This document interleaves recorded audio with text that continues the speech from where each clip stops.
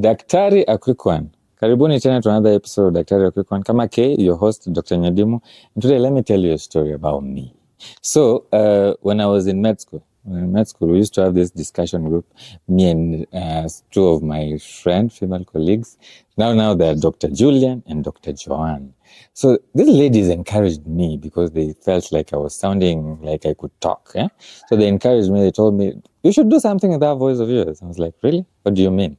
And as I was just sitting there, I thought, maybe I could do something. And I heard that there was a radio station in campus. It was called Equator FM. This is back in Maseno. And I went to Equator FM and asked them, you guys, I want to do something. And I went there and I started doing the health show. And I would host my colleagues that come there, would just chit-chat about medicine, what we'd learned and all that. Fast forward, after that, I did some emceeing and all that. And, was using my voice. So that brings me to the topic and the guest of today. He calls himself Dr. T. This guy has a voice that is unajua ile Dr. Love in the evenings on classic, and you're like, oh, yeah, he sounds so good. And what interested me about him is, we always bring these people with doing something beyond the stethoscope. He told me that he does voiceovers, and he is a doctor who does voiceover artists. Like, he sits behind the mic and just talks.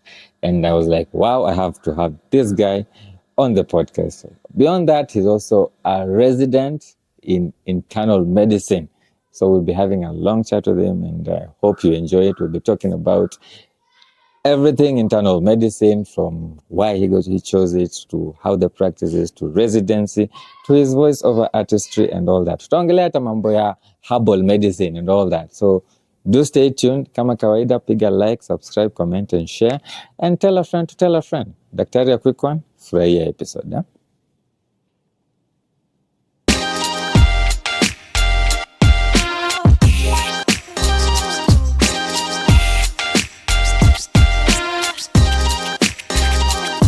All right.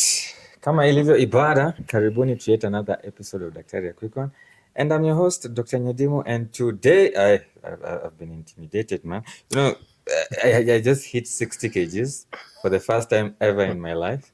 But today I met a giant, man. I met a big guy. I've only talked to him online and I didn't expect him to be this huge. Daktari, you're welcome. Thank you. Welcome to Daktari, a quick one. Glad to be here. Are you sure you fall in our race, or you like? I mean, sometimes some of us are just, huge, man. The genetics are good. Yeah, you occupy too much space. if we're all your size, it wouldn't be 8 billion. There might not be enough food. There wouldn't. Otherwise, welcome. Remind me of Dr. Barney, who's also here. Huge guy, working out a lot. Yeah. So welcome. Thank you. This is Daktari, a quick one. And I've seen you online, and you call yourself Dr. T. Yes. But I like to give people the privilege of introducing themselves to why, the way they want to be identified as. So if you identify as a giant, please do tell us. So my name is Dr. Opakunle, but online I go as Dr. T. I'm a internal medicine resident, a content creator online, and a voiceover artist as well. Voiceover artist. Yes. It's funny because as I've grown up, people have always told me, oh, your voice belongs, like it should be on radio, or you should be doing some announcements and everything. And as time passed, I was like, you know what?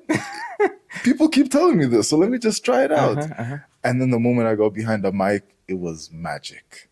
So the beautiful thing, which is why I really find your podcast very interesting, is that being a doctor feels like it feels like it consumes your whole identity. It becomes you just become me. I'm a doctor, and that's it. Yes. For most people. And the interesting thing is, because of how challenging it is to become a doctor, most doctors are so multifaceted. They're so multi-talented.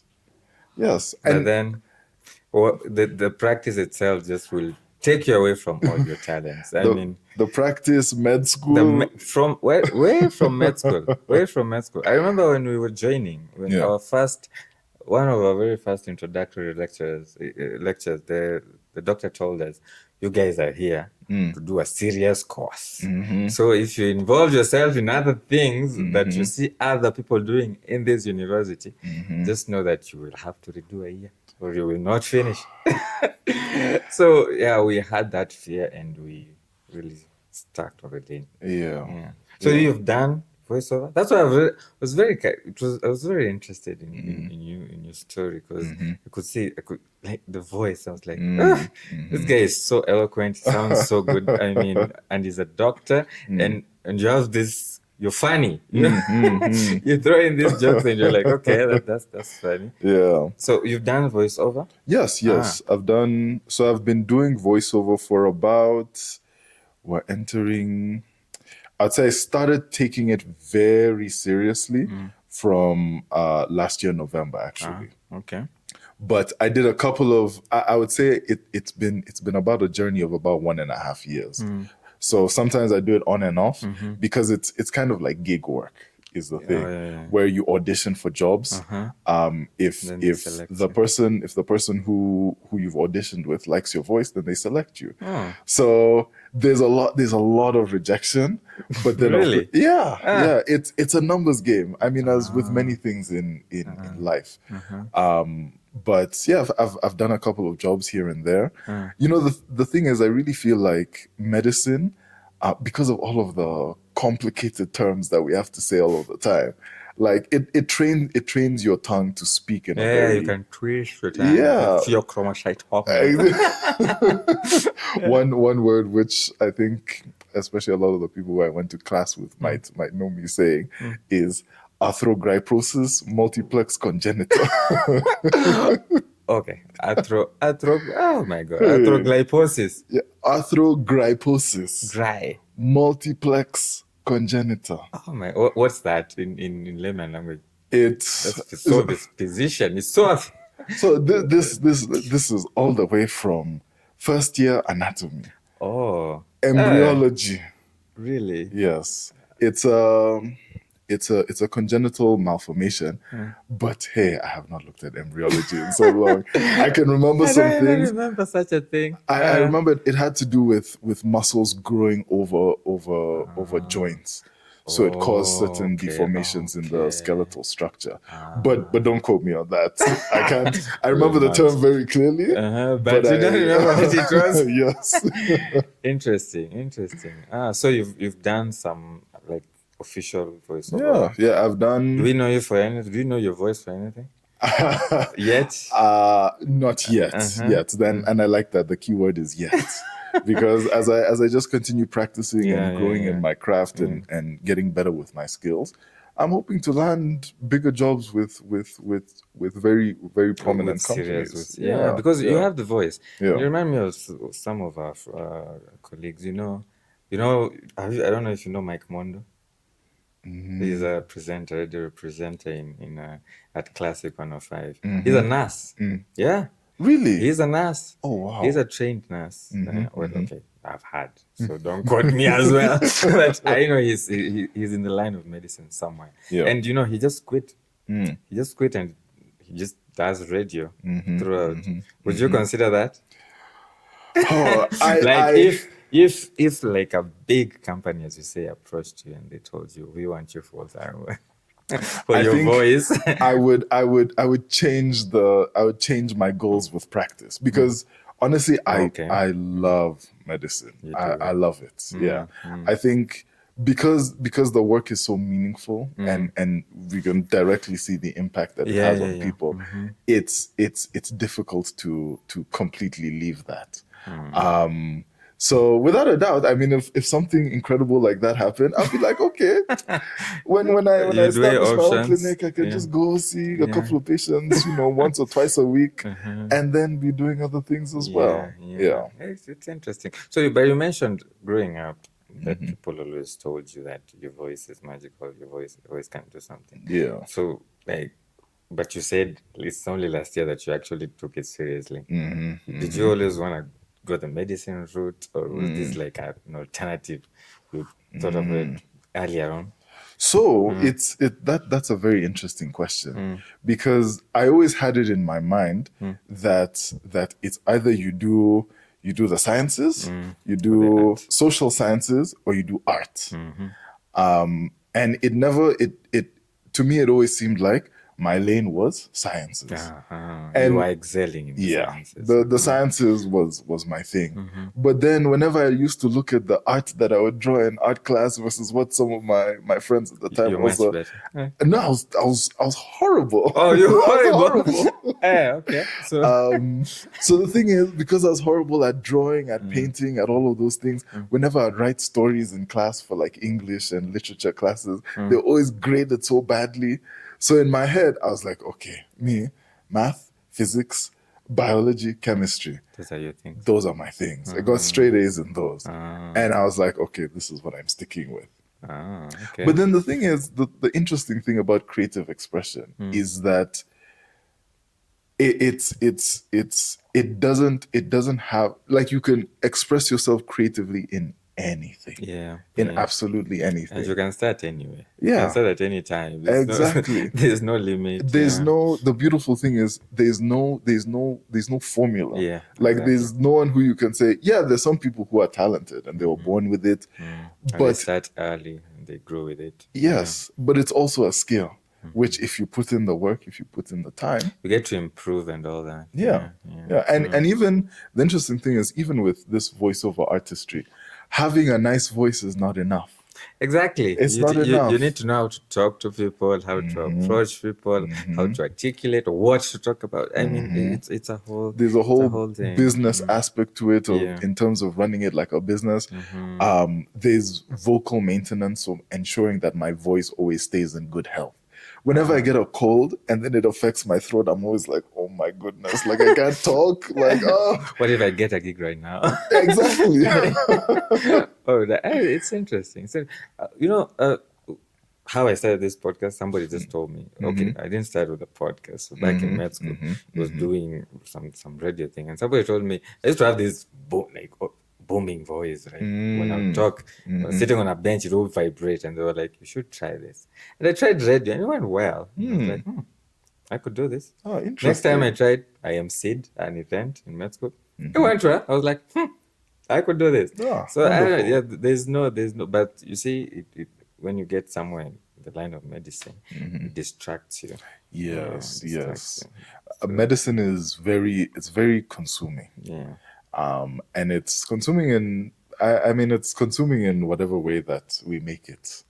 It could be consuming in a good way or in a bad way. Is it consuming you personally? Hey. Your videos are very interesting. I like one that I remember where you were on a date. You're telling us you were trying to go for a date. John Call. The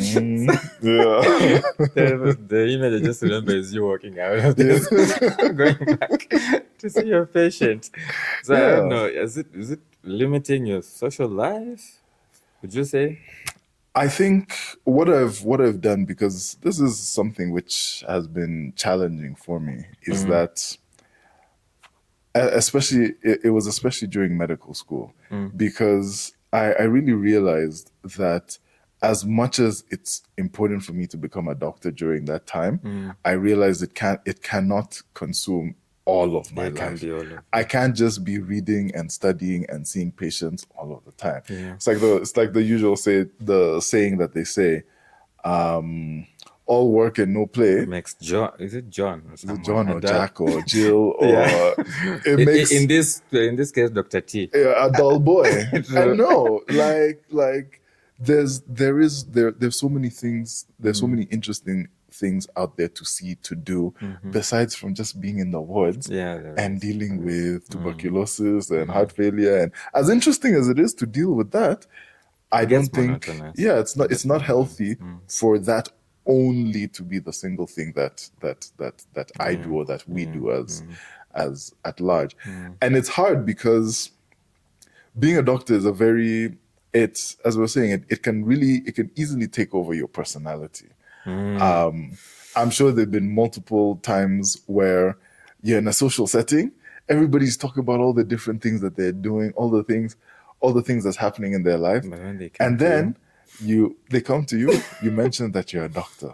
Yeah. And then suddenly the whole conversation is taken up by, oh, there was this time I went to the hospital and then there were these doctors who were trying to scam me. And then there was this time I took this medication and please help me. And it's like, and I have this rash here.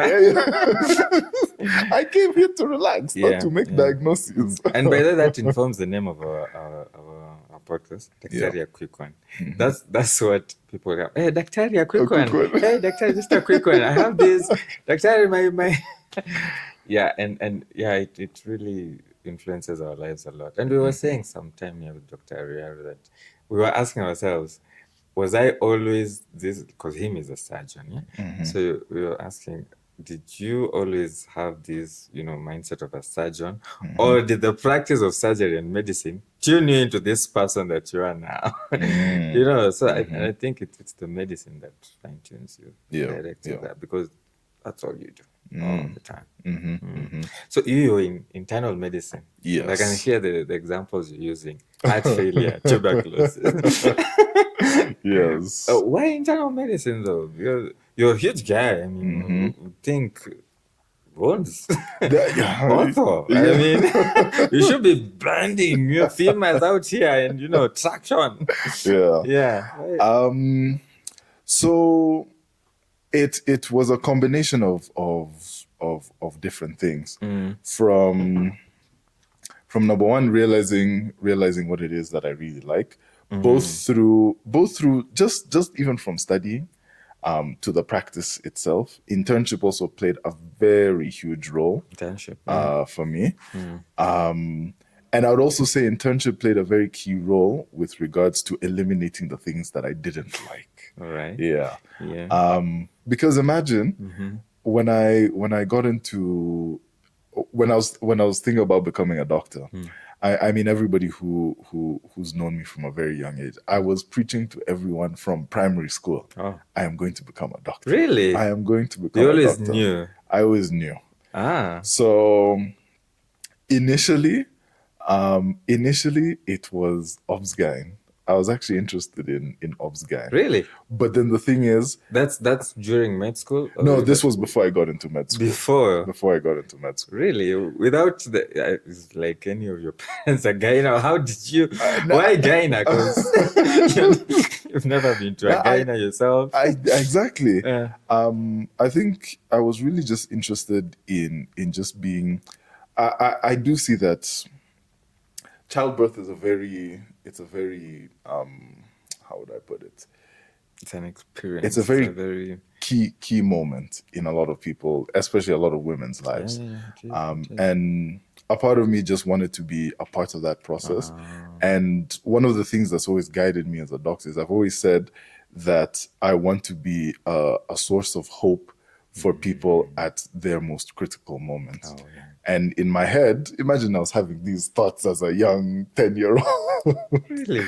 In my head, I was like, I can see myself helping in this regard. And then getting into med school, still kept that focus on wanting to do obs-gyn until we actually entered obs-gyn rotation. Yeah. You saw placentas and meconium and women wailing. So it wasn't actually... This is at KNH? Yes, this is at KNH. It wasn't actually that was the issue for me. It was the fact that obs-gyn is a practice that goes from being normal to very dire very quickly. Very quickly. Yeah. And one of the interesting things I've always found obs-gyn saying is... Number one, they love delivering babies, but then they also say they love that adrenaline rush. Like they love it when you have to make key critical decisions right now. Exactly. And I realized it's not for me. It's not for me. You don't like the adrenaline? Me, I like my emergencies structure. You don't like the chaos? No. Some of us try for the chaos. Hey. So... It went from obs-gyn. So when I was like, I'm not doing obs-gyn, I changed my mind to cardiothoracic surgery. This is fourth year, I'm assuming. So obs-gyn, the way our med school was rotation. structured, the main obs-gyn rotation was in fifth year. 50. Okay. Yes. Okay. And then when we were doing surgery again in sixth year, in our final year, I was thinking about cardiothoracic surgery. Okay. So I was like, okay, this is really interesting. From the bypass, the cardioplegia, the way they stop the heart. I mean, it's incredible that you can stop somebody's heart, open it up, replace a valve, then close it back up, restart their heart, and then they're fine. Hey, beautiful. That's beautiful. It is. It is. Until when I got to internship and I actually assisted I assisted in some procedures, mainly just holding retractors, of course. Cutting switches. I'll never forget when it was a mitral valve replacement that I assisted in. When I watched the cardiothoracic surgeon placing the cannula for bypass into the aorta, I nearly fainted. How is this guy opening up the biggest blood vessel in the body just casually? I mean, of course, I know this technique and all of that stuff, but I was the whole time I was like, oh my goodness. You thought the patient was gonna go? Hey. But then the thing is, amidst seeing some of those procedures, also realizing very stressful. It is very, very stressful work. Yeah, it's a lot of adrenaline. So, while all of that, I've always realized that during surgery, people are always very tense the whole time. Yeah, the whole time until you start closing up. the mood is always a bit, but until you start closing up, you'll even hear the music tone changing and people now making jokes. But before that, it's always tense.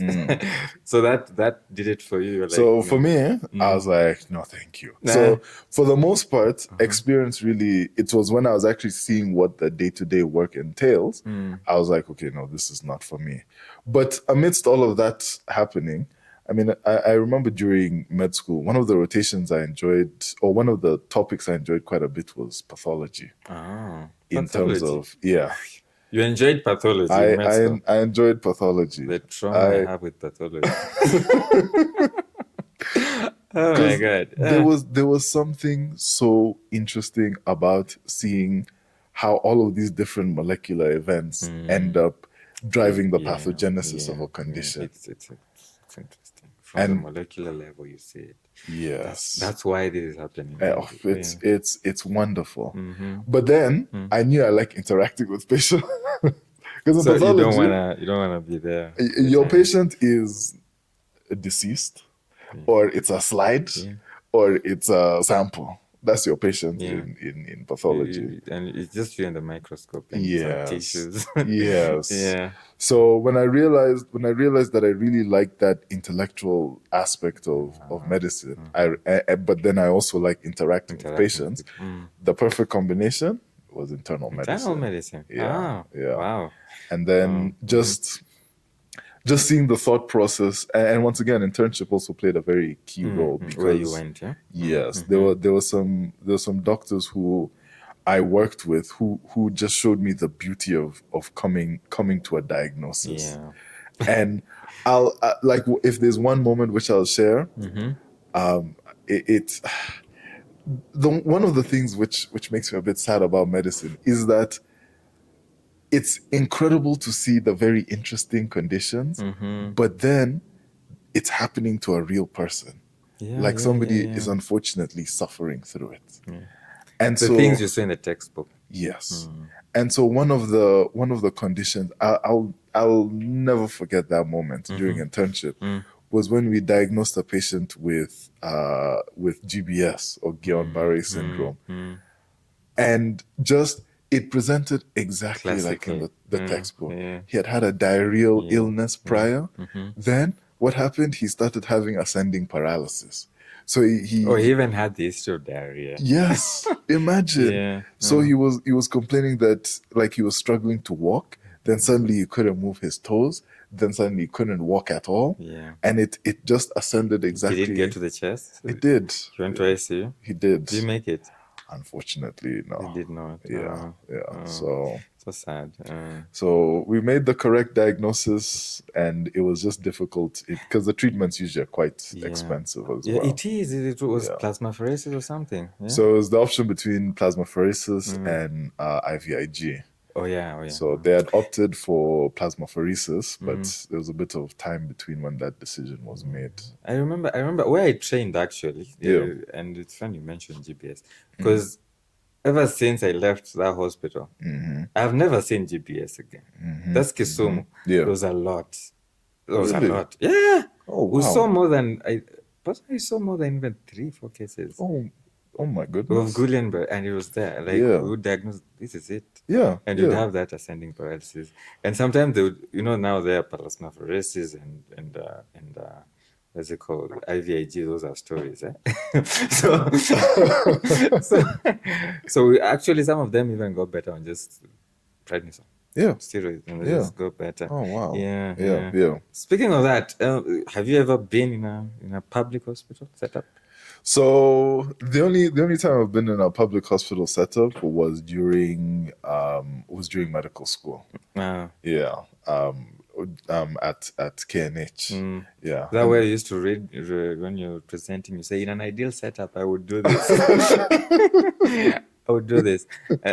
And you know why I ask that is because most of us go to public hospitals in med school. Yes. And we go to public hospitals in internship. Yes. Right? Yeah. And as we said, resources are usually limited. You won't get the diagnostic tools that you need to actually make a proper diagnosis. Yes. And you won't, even if you happen to do so, then you're not going to treat up to standards because resources are limited.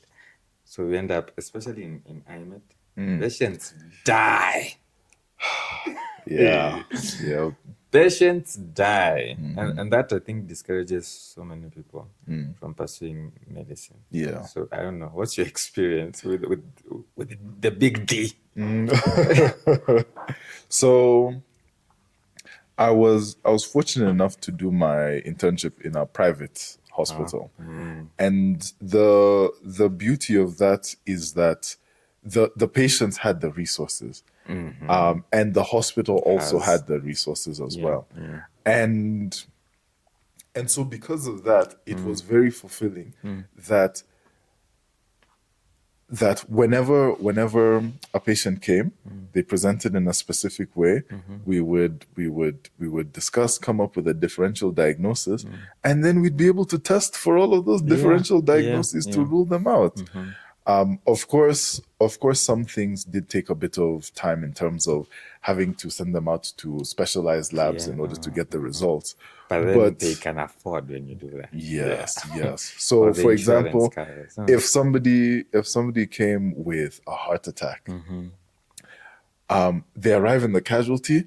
5 minutes down the line, ECG has been done, ST elevation in, I don't know, leads 2-3 AVF or leads V1-2-3-4.